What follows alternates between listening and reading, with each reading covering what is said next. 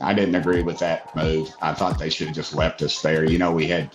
I came home. They told me all my committees were called off. So there was nothing I could do business at home. And that's what I chose to do. And a lot of members, I'm sure, did. And I agree with you. I didn't think that was a good move on there. I don't think it was good strategy at all. But Do you,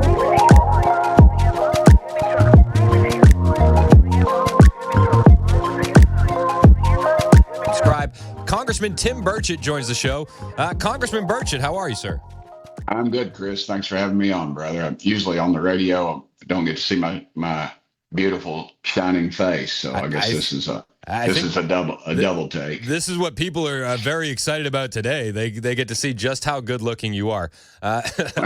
All jokes aside, what happened yesterday from your vantage point? There's a lot of finger pointing going on right now. Many people are blaming Mike Johnson. Many people are blaming you and Anna Paulina Luna. From your perspective, what went down yesterday? I would tell everybody just to remain calm. All those other bills that everybody, I was reading somebody said, now we're not stopping these judges with this bill. And the reality is that anytime any of these bills that were delayed in the House could be immediately taken up in the Senate. They can travel at the same time. We can pass one, they can pass it, or vice versa. What happened was when we first come to Congress every year, we pass the rules. And in the rules, it allows if you can't get a bill to the floor and you can get 214, I believe it is, members to sign a petition, it's called a discharge petition, then you're allowed to bring your bill to the floor.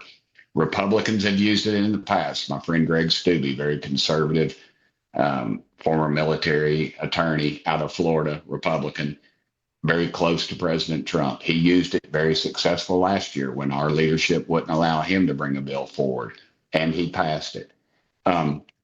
So what happened was they did the bill with the proxy voting for pregnant women or giving birth, and for whatever reason, I think just to prove a point, I'm not sure, they attached it to all the other bills that were out there. So they forced our hand to do this. Now, you got to realize that all those folks that are pointing the finger saying this is unconstitutional, they have, in fact, voted by proxy. We had one member who's been just out in the streets screaming about it, voted 34 times by proxy when it was allowed during COVID. And good and dadgum well, a lot of those had nothing to do with proxy. I knew one member was in Dubai vacationing with his bride. I saw where others were voting by, they were on Zoom calls and you could hear seagulls in the background. I remember it was a Democrat, and the Democrat chairman said, "Are those seagulls out here? Are you on a boat?" And sure enough, he was on a boat. I mean, you could hear noises in the background, foghorns and everything. So, but they got to be careful about pointing the finger. They abused it. But this is very specific. This allows for pregnant women. There's only in the history of Congress, only 14 women. Now we have one, Kat Kamek's pregnant. So there are 14 members of Congress who have been pregnant. It's very specific. And I just think we're the party of family. We're the party of life.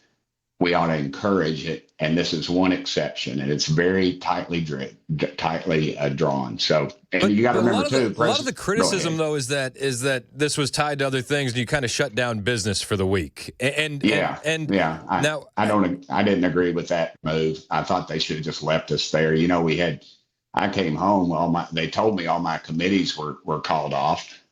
So there was nothing I could do business at home, and that's what I chose to do. And a lot of members, I'm sure, did. And I agree with you. I didn't think that was a good move on there. I don't think it was good strategy at all. But do you think voting by proxy is a popular issue with conservatives? I mean, I feel like a lot of the messaging currently is get back to the office, get back to work. Why should we have a separate cutout for pregnant female Congress members when they could take their maternity leave just like anybody else? There's daycares inside the Capitol building.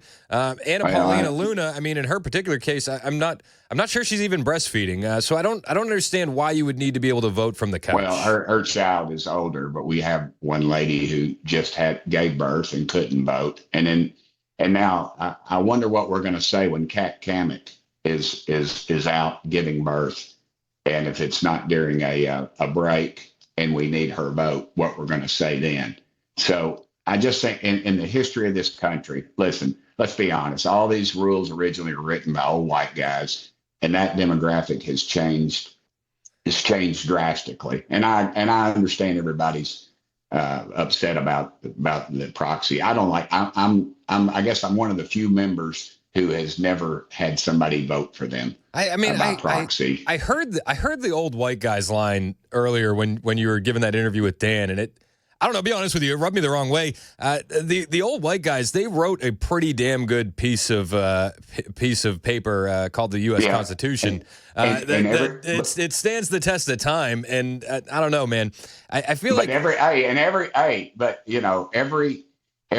member voted in favor of the rules, and this is in the rules. This is allowed in the rules. So what they did with the rule, they used it to change a rule. So everything that we voted on yesterday was provided in the rules, and Republicans had used it in the past. But the only difference was they used the rule to actually change a rule in Congress. So when they loaded it up with all the other bills. So, I mean, I agree. Look, politically is a bad move for me, but in my heart, I think it's the right thing to do because of pregnant women, and we ought to be able to make that one exception.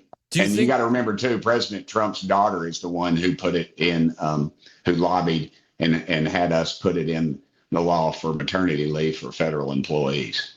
Do you think that the anger being directed at you online, which I've never seen you garner this much heat, for the record, and do you think that it's misplaced? Do you think that it's misguided, or do you think that people have the right to be angry with the way you voted? 100%, they have a right to be angry with me. But this is my decision that I've made, and I understand it. But the reality is, it's not in the scheme of things. Next week we'll pass the SAVE Act. We'll probably do something about the judges next week. But you got to realize I have a bill to defund the Taliban. Every week we send them $40 million. I have a document from the State Department that says we've given them $5 billion through NGOs and the UN. There's a little plan they follow. But this is an official document, and that's a bill I can't even get on the floor. And you remember last week they said they were, go ahead. But why is it that you can't get that stuff on the floor? When I was reading this story originally, I think one of the reasons why conservatives are so angry with the nine of you is that we've been floating on cloud nine since the inauguration of Donald Trump, the election of Donald Trump, and we really haven't gotten anything done. We have the House, we have the Senate, we have Doge doing Doge things, but like tangible victories aren't really mounting. And I'm the one that's been railing on leadership because of that. If you look at my tweets, look at my posts, look at my videos, I'm the one that has consistently been on them about that. And I spoke to the speaker about it last week. And I spoke to Marjorie Taylor Greene about it yesterday, how we have not fulfilled that. And Congress has got to realize we've got a 3-person majority. We're one flu season away from losing that majority, literally. But President Trump's majority was extensive. And the reason his was because he talked about these cuts. And we in Congress have not done that. And that hiccup yesterday is not derailing his agenda one bit. It's not, as a matter of fact, it's not even stalling it because the Senate can take that bill up now. And I'm wondering, when we pass these bills in the House, I hope people follow them in the Senate to see that they get passed, because it could take weeks, if not months, to get to the Senate. Well, logjam over there. and I think that's the fear. I mean, after the Supreme Court election in Wisconsin yesterday and the loss for the Republican candidate, the conservative candidate, I think a lot of us are now looking left, looking right, realizing we have no tangible wins, and we are just careening towards these midterm elections, and we wonder how prepared we are. And if we don't get anything done soon, are we going to get anything done tangible during this Trump administration? I think we will. I think we're going to wake up. But as I told the president a couple of weeks ago, I said I think you've got 100 to 150 days to get this done because this big beautiful bill that they're talking about right now. I think you better pay close attention to that. I know people want the Trump agenda funded in that, but there's other things in there that are going to be in there that should not be in there. And I think we're $36 trillion in debt. That is that in China are our biggest enemy. And we've got to address that at some point, because if we don't, I think, and I think we need to push the White House towards that more and more, because it's what I'm afraid is all these great cuts that we're making through Doge, we will just turn right around and give that money to the Pentagon, as I call them, the war pimps at the Pentagon. So, I hear people's anger, but the reality is we need to get on with it. Yeah, I mean, well, I think that's what the American people want, and there are people angry at you. I mean, I know you pay attention to social media. There were people last week saying, you're rubbing elbows with Jasmine Crockett too much, and this week they say that you're slowing down the Trump agenda. Yeah. I walk down the hall with her. I'm going to be friendly with every member of Congress. I don't see check my voting record. I would dare say that my voting record is in every conservative side. I'm probably in the top 10% of Congress. So I can still be friendly with these folks. I don't think we win anything by being ugly or mean to people in the hallways. I'll continue to do that. And that's fair. Do you think we need a leadership change in the House? No, I don't. I think we need people to turn out in the polls. Even after the events of yesterday with Mike Johnson essentially throwing you guys under the bus, shutting down work. Yeah, would that have changed with anybody else? I don't think it would have. I think it'd have been just because that's the way it's set up to do. They're set up to punish, and there's not much reward when you do the right thing. So I think that it's that's just the system. And what LBJ say, if you want a friend in Washington, get yourself a dog, because there's no friends up there. I used to watch those guys when I was in Nashville. They would leave the legislature or get beat, and they would come back, and they were wondering why the lobbyists weren't taking them to Jimmy Kelly's or the Longhorn Steakhouse anymore. And, because they don't need them. And, you just have to realize that's we live in a very shallow world, and, there'll be another wreck on the interstate tomorrow. And today, of course, I don't know if you saw it or not, but the tariffs that the president's put on, or he's getting ready to put on, we're already seeing movement, I think, by Canada and other countries to soften that blow quite a bit. So Israel's removed all tariffs from American products. Canada is now saying that they'll lower their tariffs to zero if America does the same. Liberation Day is going to be clutch, but how do we make sure that the rest of the Trump agenda isn't derailed moving forward? I think when bills come to the floor, that we educate ourselves on them. And when we look at these big bills, we better educate ourselves on them, dadgummit, because there's a lot of stuff in there that we don't need. That's just, you got the savings on one side and we're spending it right on the other. So, I mean, I just wouldn't, just because it has somebody's name on it, a member of Congress or what have you, I wouldn't automatically be for it. And I wouldn't automatically be against it either. We've got to educate ourselves, but I think we got to get back to like we do in Tennessee in the legislature, is single issue spending bills. We'd had a single issue bill on that thing yesterday, we'd still be in Washington voting. And but that's just the way it goes. So who holds the blame on that then? It's just the system. We voted the first day of Congress. We voted that rules package in. So everything that was done yesterday was done by the rule. But what threw a monkey wrench into it, they tried to change the rules by the rule, and you had several members that voted because of that. And I'm one of them that thought that's a poor way of doing it. We have the rules in place, and the bill should have never been you know, we shouldn't have.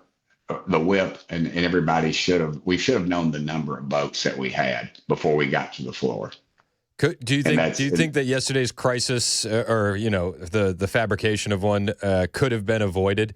And 100%. I think if they would have gotten to them again, if we would have, if early on when this thing came about, instead of going down that route, I think we could have figured something out. We could have gotten to a compromise. But in politics, unfortunately, it's there's 435 members, and the speaker is supposed to know everything that's going on with everybody, and he doesn't, and that's just not a possibility.